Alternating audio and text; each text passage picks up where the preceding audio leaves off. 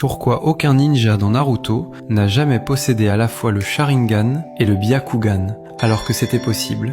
Je vous explique. On sait tous qu'il y a deux manières qui peuvent permettre à un personnage d'avoir le Sharingan dans un œil et le Byakugan dans l'autre. La première, c'est la greffe de pupille. Même si ces deux dojutsu sont des Kekkei Genkai propres aux Uchiha et aux Hyuga, on peut quand même les utiliser par greffe sans appartenir à ces clans. Kakashi et Danzo l'ont fait avec le Sharingan, et Ao, un ninja de Kiri, l'a fait avec un Byakugan qu'il avait volé à un Hyuga.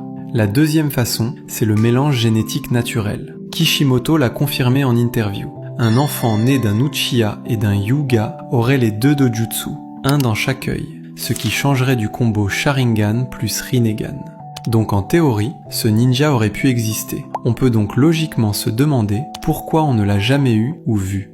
Il y a trois raisons principales qui expliquent cela. La première, c'est le niveau requis pour utiliser ces deux dojutsu simultanément. Kakashi, considéré comme l'un des plus grands génies du manga, s'épuisait déjà rien qu'avec un seul Sharingan.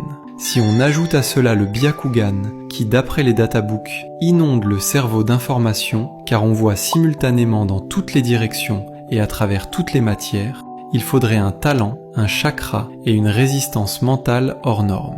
La deuxième, c'est la difficulté d'acquisition de ces deux dojutsu. Les Uchiha et les Hyuga sont des clans d'une fierté absolue. Ils ne laisseraient jamais quelqu'un se balader avec leurs dons héréditaires tranquillement. Si quelqu'un possédait les deux, ces deux clans le traqueraient sans relâche. Ao a pu garder son Byakugan uniquement parce que récupérer cet œil Akiri aurait déclenché une guerre. Et pour Kakashi, c'est Fugaku qui a empêché sa reprise. Et la troisième, c'est que dans Naruto, les clans se mélangent très rarement. Et quand ça arrivait, dans la plupart du temps, c'est entre hauts placés, comme Hashirama et Mito Uzumaki, Minato et Kushina, Naruto et Hinata, et Sasuke et Sakura. Mais dans Boruto, les barrières tombent peu à peu. On pourrait peut-être un jour assister à la naissance du premier ninja, mi-Uchiha, mi-Hyuga. Les amis, à votre avis, qui dans Naruto a les capacités nécessaires pour pouvoir manier les deux dojutsu sans danger?